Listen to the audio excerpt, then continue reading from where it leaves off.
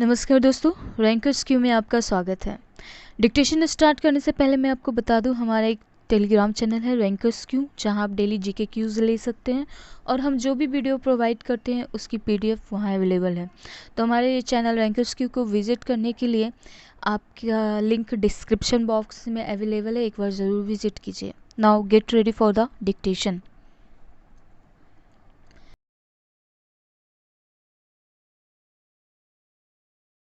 Your address has referred to the economic resolution of the AICC session and what you call the bewildering changes taking place in rapid succession.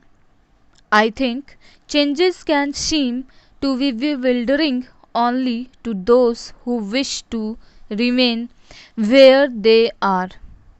Those who wish to go ahead see the changes as part of the changes which are coming about in the entire world.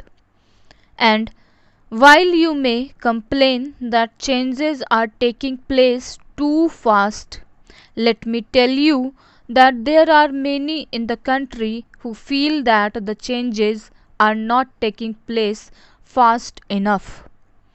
I do not dispute, in fact, I have said so many times that the private sector has made a substantial contribution in bringing about rapid industrialization and in broadening and diversifying the industrial base of our economy.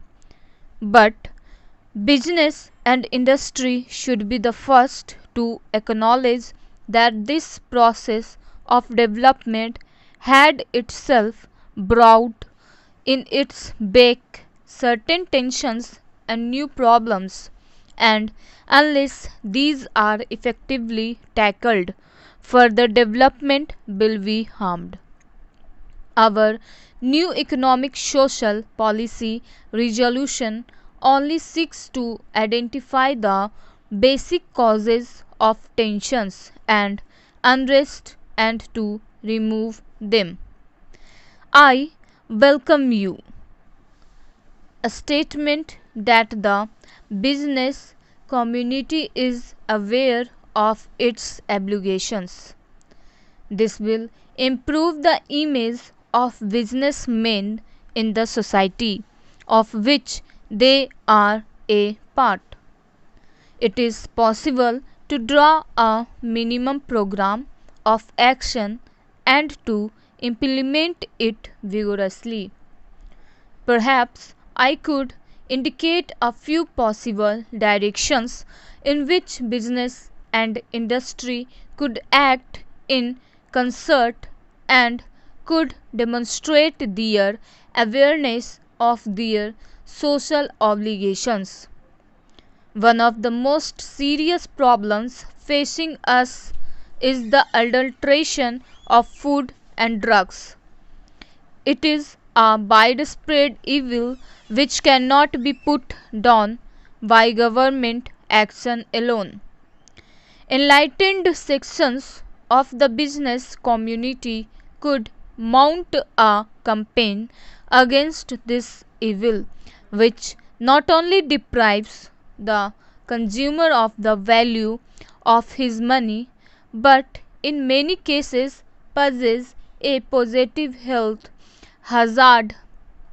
Nothing damages the public image of the business community in India so much as this unethical practice.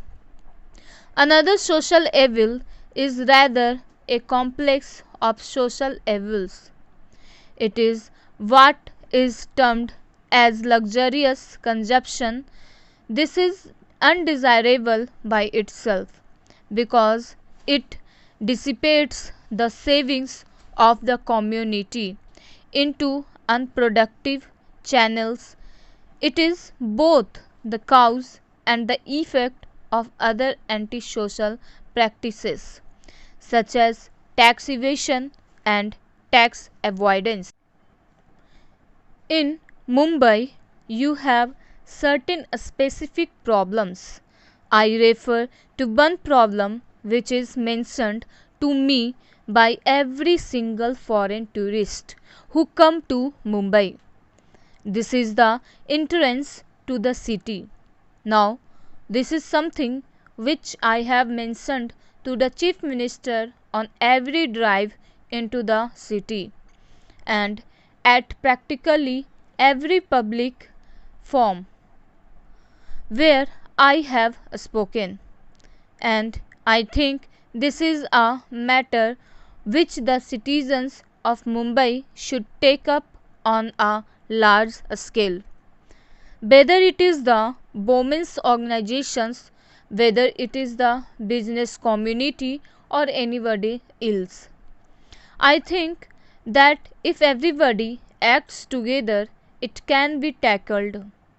It is not a very large area, and I do think that finances alone stand in the way. It is not only the image of Mumbai which is suffering, but Mumbai being one of the important gateways to India, it is the image of India which suffers thereby. You have, Mr. President, mentioned in many addresses the present policy of the government, which is to encourage new entrepreneurship and talent. But what have businessmen done to identify and promote such talent of which there is no dearth in the country? The bigger business and industrial establishments, by trying to foreclose profitable lines of business and sometimes by seeking to produce everything under the same roof or in allied establishments, succeed in keeping out new talent from entering the business field. Associations such as yours and other chambers of commerce should draw up concrete scheme to foster new entrepreneurship and talent. One suggestion which was made at the last meeting of the custodians of the nationalized banks was that some of the senior and professionally qualified executives in bigger establishments who have the necessary skill could step out and start small scale enterprises to provide employment to young engineers and other technical personnel. They will, of course, get all help from the financial institutions in the public sector. Business associations could also play an important and more active part in encouraging businessmen and industrialists in the industrially backward areas.